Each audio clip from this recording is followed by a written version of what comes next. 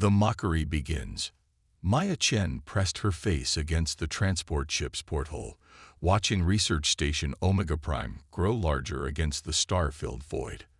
The massive orbital facility looked like a metallic flower, its 6 arms extending from a central hub, each section housing different research departments. This was it, her first assignment as a xenobiologist with the Galactic Research Consortium. The docking bay doors opened with a mechanical hiss, and Maya stepped onto the station carrying her single duffel bag. The artificial gravity felt slightly heavier than Earth standard, and the air carried strange scents she couldn't identify. A group of alien officers waited at the platform, their expressions ranging from curious to openly amused. "So this is the human they sent us," said a tall, insectoid creature with 4 arms and compound eyes that reflected the station's lights. His voice clicked and buzzed through a translator device. "I am Commander Thexera. Welcome to Omega Prime, though I question the Council's decision to send someone from such a young species."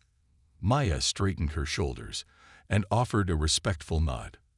"Dr. Maya Chen, reporting for duty, sir. I'm honored to be here." A ripple of chittering sounds came from the gathered aliens, their version of laughter. Commander Thexera's mandibles clicked in what Maya recognized as amusement. "Doctor, humans hand out titles rather freely, don't they? Your species only discovered faster than light travel 50 years ago." "I have a doctorate in xenobiology and animal behavioral psychology," Maya replied calmly. "I graduated top of my class from the Titan Research Institute." "Human educational standards," scoffed a reptilian alien with scales that shifted from green to yellow. "I am Dr. Korvac, head of creature research. I've been studying alien life forms for 3 centuries. Your entire species' spacefaring history is barely a fraction of my career." Maya felt her cheeks warm but kept her voice steady. "Then I'm looking forward to learning from your experience, Dr. Korvac." The reptilian's scales flickered with what might have been surprise. He had clearly expected her to argue or show human arrogance. Instead, her respectful response seemed to catch him off guard. Commander Thexera gestured toward the corridor with one of his 4 arms. "Come. We'll show you to your quarters, then to your assignment. The Council insisted we give you meaningful work, despite our reservations about human capabilities." As they walked through the station's corridors, Maya noticed the curious stares from the crew. The station housed dozens of different species, some crystalline beings that chimed as they moved, others with tentacles instead of limbs, and creatures that seemed to float rather than walk. She was clearly the only human aboard. "Your species fascinates us," Dr. Korvac said as they entered a lift. "No natural armor, limited sensory abilities, short lifespans, yet somehow you convinced the Council to accept you as members. Most of us are still trying to understand how you survived on your death world long enough to develop technology." "Earth isn't a death world," Maya said. "It's actually quite beautiful. A planet where the weather can kill you, where earthquakes split the ground, where your own sun gives you cancer, and where predators hunt in packs." Commander Thexera's compound eyes focused on her. "That's a death world, human. The fact that your species thrived there suggests either incredible luck or something we don't yet understand." The lift stopped at the research levels, and they exited into a corridor lined with observation windows. Through the transparent barriers, Maya could see various alien creatures in specialized habitats. Some were beautiful, with bioluminescent patterns that pulsed like living art. Others were clearly predators, all teeth and claws, pacing in reinforced enclosures. "This is where you'll be working," Dr. Korvac said, leading her deeper into the facility. "We have collected specimens from dozens of worlds for study. Some are peaceful herbivores, others are apex predators from their respective ecosystems." They stopped at a massive reinforcement door marked with warning signs in multiple languages. Maya could read the human translation. "Extreme danger.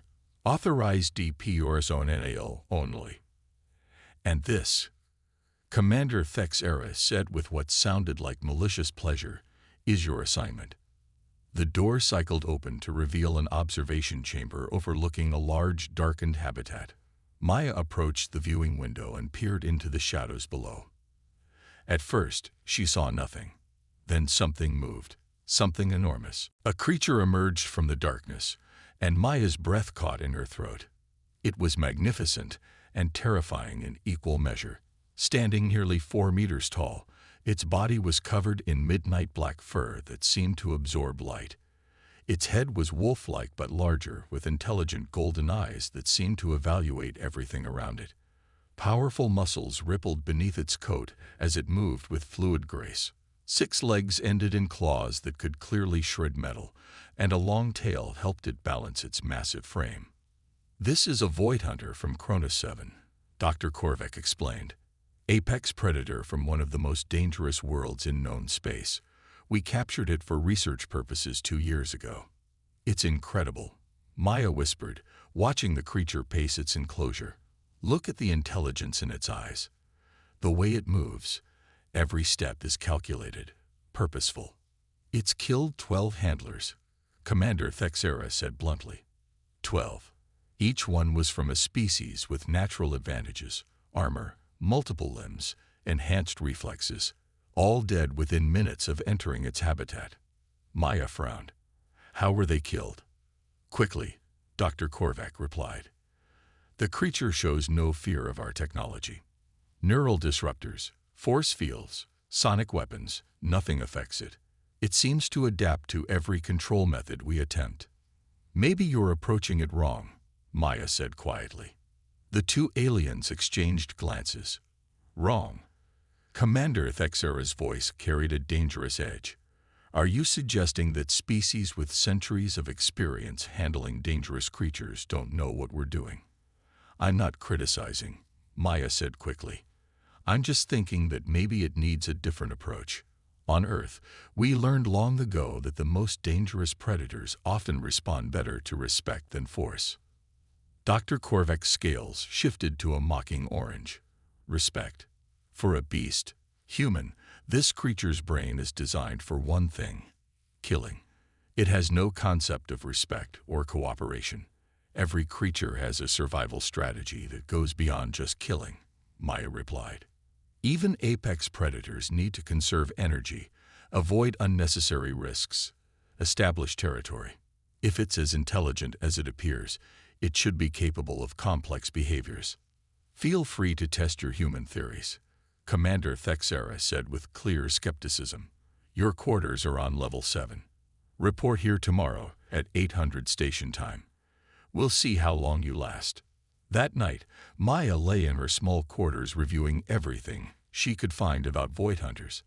The official reports were sparse and focused mainly on their predatory capabilities. But between the lines, she found interesting details. Void Hunters were solitary creatures that claimed vast territories. They were patient hunters, sometimes stalking prey for days before striking. Most importantly, they showed problem-solving abilities and tool use in the wild. The next morning, Maya arrived early at the observation chamber. The Void Hunter was already active, pacing near the viewing window. As she approached, the creature stopped and fixed its golden eyes on her. For a long moment, they simply observed each other. "Fascinating," Maya murmured. "You're studying me just like I'm studying you." Dr. Korvac arrived with several assistants carrying what looked like control equipment. "Today you'll observe while we demonstrate proper handling techniques. Watch carefully. This may save your life." The assistants activated various devices, and Maya could see energy fields forming around the Void Hunter's habitat. The creature's ears flattened against its skull, and it released a low growl that vibrated through the reinforced walls.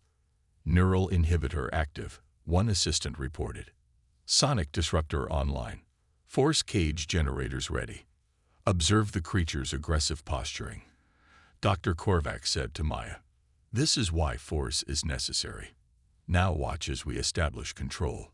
The energy fields intensified, and the Void Hunter's growl became a roar of pain and fury. It thrashed against the barriers, claws sparking against the force fields. Its eyes blazed with intelligence and rage. "Stop," Maya said quietly. What? Dr. Korvac's scales flickered. You're hurting it, Maya said, her voice stronger now. Look at its body language. That's not just aggression. That's fear and pain combined with fury. You're not establishing control, you're torturing it. It's a dangerous predator, Dr. Korvac replied. But some uncertainty crept into his voice. Control requires. Shut off the devices, Maya said firmly. Please. Dr. Korvac hesitated, then gestured to his assistants. The energy fields dissipated, and the Void Hunter immediately stopped thrashing. It stood still for a moment, sides heaving, then looked directly at Maya through the viewing window. I want to try something different, Maya said. Give me a chance to work with it my way. Absolutely not. Commander Thexera's voice came from behind them. He had entered the observation chamber with several guards. You'll be killed within seconds. Maybe, Maya admitted, but maybe not. This creature has been imprisoned for 2 years, tortured with energy weapons, and treated like a mindless beast. What if it's not cooperating because it has no reason to trust any of you? Trust. Commander Thexera's mandibles clicked in disbelief. It's an apex predator from a death world. So are humans, according to you, Maya replied. Yet here I am, trying to find a peaceful solution instead of attacking everyone who's insulted my species since I arrived. The aliens fell silent. Maya had made her point. One chance, Dr. Korvac said finally, but we maintain full security protocols. At the first sign of aggression, we activate all containment measures. Maya nodded and moved toward the habitat entrance. The Void Hunter watched her approach, its golden eyes tracking every movement. As the airlock cycled, Maya felt her heart pounding, but she forced herself to remain calm. Fear would only trigger the creature's predatory instincts. The inner door opened, and Maya stepped into the habitat. The Void Hunter was less than 10 meters away, easily close enough to reach her in a single bound. Instead of approaching, Maya sat down on the floor, making herself smaller and less threatening. She avoided direct eye contact and kept her movements slow and deliberate. Minutes passed in silence. Then the Void Hunter took a single step toward her. Maya remained still. Another step. Another. The creature was now close enough that Maya could feel its breath, warm and carrying the scent of an alien world. The Void Hunter lowered its massive head and sniffed at Maya's hair. Its nose was wet and cold against her scalp. Maya fought every instinct, screaming at her to run, and instead slowly extended her hand, palm up, in a gesture of peace. The creature studied her hand for a long moment, then gently touched it with its nose. Contact. The first peaceful interaction between the Void Hunter and any member of the station's crew. Incredible, Dr. Korvac whispered over the intercom. In 2 years, it's never shown non-aggressive behavior toward any handler. Maya slowly stood, and the Void Hunter stepped back to give her space. She moved to the food dispenser and retrieved a portion of the creature's meal. Instead of using the automated feeding system, she offered the food by hand. The Void Hunter accepted it carefully, its powerful jaws barely brushing her fingers. As it ate, Maya spoke softly, her voice calm and soothing. She didn't know if the creature understood her words, but tone and intent often transcended language barriers. You're beautiful, she told it, and intelligent, and probably lonely. 2 years in this place with no one who understood you, but you're not just a killing machine, are you? You're a thinking, feeling being. The Void Hunter finished eating and sat back on its haunches, studying Maya with those remarkable golden eyes. For the first time since its capture, it seemed relaxed. Dr. Chen, Commander Thexera's voice came over the intercom. You should exit now. Don't push your luck. Maya nodded and moved slowly toward the exit. The Void Hunter watched but made no move to stop her. As she reached the airlock, she turned back. I'll see you tomorrow, she promised. The creature tilted its head as if it understood.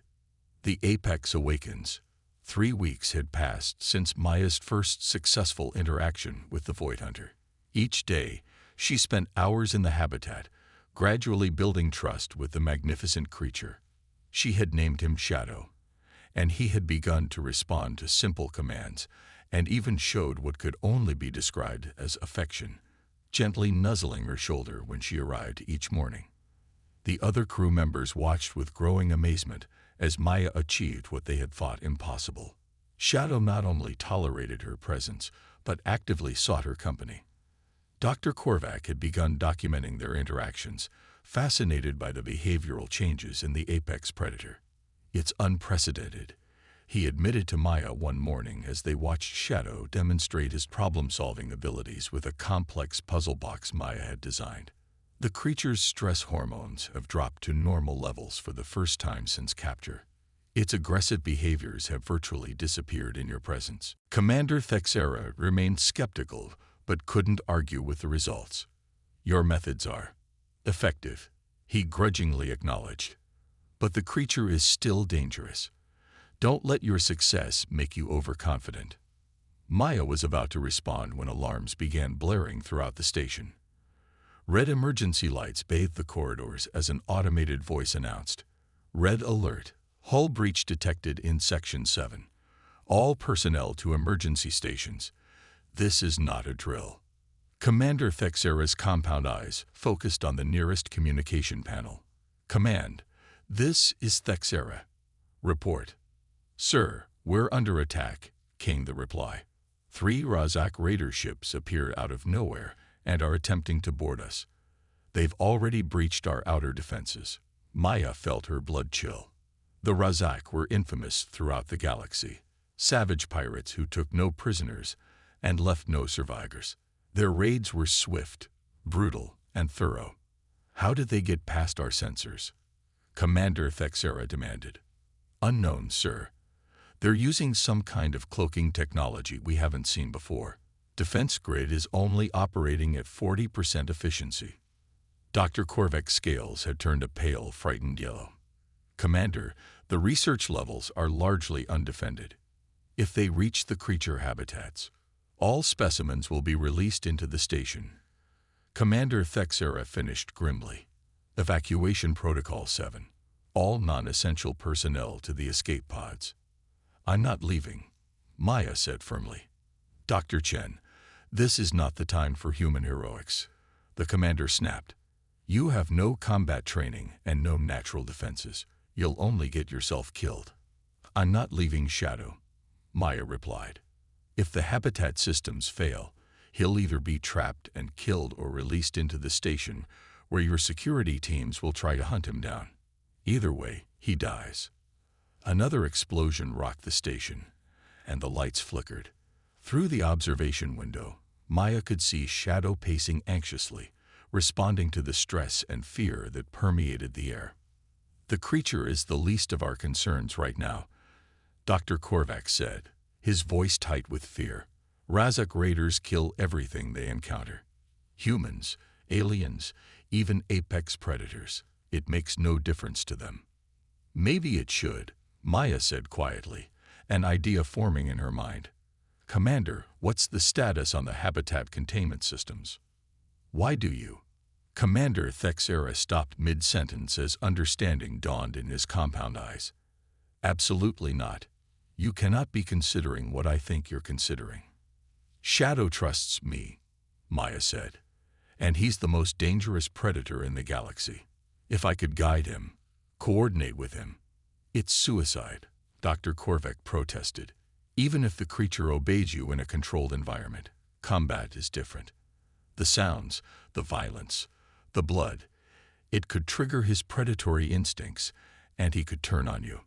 Another explosion, closer this time. The station's artificial gravity fluctuated, causing everyone to stumble. "We're running out of time," Maya said. "Either we try this, or everyone dies anyway. At least this way, we have a chance." Commander Thexera was silent for a long moment, his 4 arms working frantically at a control panel as he received updates from around the station. "Razak forces have reached level 5, he announced grimly. "They're 3 levels away from us and moving fast. Our security teams are being overwhelmed." "Let me try," Maya pleaded. Please. The commander's mandibles clicked rapidly, a sign of extreme stress. Finally, he nodded. Do it. But at the first sign that the creature is out of control, I'll activate the emergency neutralization protocols. Maya moved quickly to the habitat controls.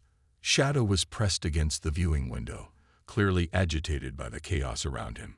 As Maya entered the habitat, he immediately came to her, seeking comfort from the one being on the station who had shown him kindness. Easy boy, Maya said softly, running her hands along his massive head. I know you're scared. We all are. But I need your help. Shadow's golden eyes fixed on hers, and Maya felt that strange connection she'd developed with him over the past weeks. It was as if he understood not just her words but her intent. There are bad people coming, she explained, knowing it sounded absurd to be talking strategy with an alien predator. They want to hurt everyone on this station. Your instincts are telling you to fight or hide, but I need you to do something different. I need you to hunt. Shadow's ears perked up at the word, and his body language shifted subtly. Maya had learned to read his moods, and she could see the predator awakening in his eyes. The habitat door opened, and Maya led Shadow into the corridor. The aliens they encountered backed against the walls in terror, but Shadow stayed close to Maya's side, responding to her calm confidence. Command, this is Thek's era. The commander spoke into his communicator. Dr. Chen is attempting to use the Void Hunter as a defensive asset. All teams are to avoid level 4 and let them work. Sir, are you insane? Came the reply. That creature will kill everyone it encounters. Maybe, Commander Thek's era replied, watching Maya and Shadow disappear around a corner. But maybe not. Stand by. Maya could hear the sounds of battle growing closer, energy weapon discharges, shouting in multiple languages, and the distinctive war cries of Razak raiders. She pressed herself against a corridor wall and peered around the corner. 3 Razak warriors were advancing down the hallway, their reptilian forms covered in crude armor and their hands gripping vicious-looking weapons. They moved with the confidence of predators who had never encountered serious resistance. Maya looked down at Shadow and whispered, "Hunt." The effect was immediate and terrifying. Shadow's entire demeanor changed from companion animal to apex predator in an instant. His lips pulled back to reveal massive fangs, his golden eyes narrowed to focused slits, and every muscle in his powerful body coiled for action. But he didn't attack randomly. Instead, he looked to Maya for guidance, waiting for her signal. The level of trust and coordination was beyond anything the aliens had thought possible. Maya pointed toward the Razak raiders and nodded. Shadow moved with fluid silence, using the shadows and corners of the corridor to approach his prey. The raiders had no idea death was stalking them until it was too late. The first Razak warrior died instantly, Shadow's claws tearing through armor as if it were paper.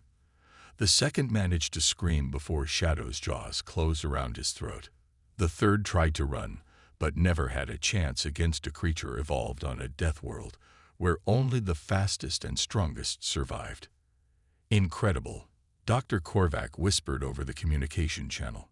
The creature's hunt tactics are flawless, but it's following the human's direction. Maya and Shadow continued through the station, working as a team. Maya used her knowledge of the station's layout to position Shadow for maximum advantage, while Shadow used his predatory skills to eliminate the raiders with surgical precision. They encountered 2 more groups of Razak warriors, and each time the result was the same: swift, silent death for the invaders.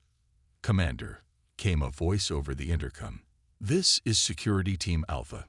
The raiders on level 4 have gone silent. All of them. We're reading no life signs." Dr. Chen, Commander Thek's era called over Maya's communicator. "Report your status." "We're fine," Maya replied, gently stroking Shadow's head as he cleaned blood from his claws. Shadow eliminated the immediate threat on this level. "Where do you need us next?" There was a long pause before the commander replied. "Level 6. Main power core. If they take that, we lose life support." Maya and Shadow made their way to Level 6, where they found a larger group of Razak raiders attempting to sabotage the power systems.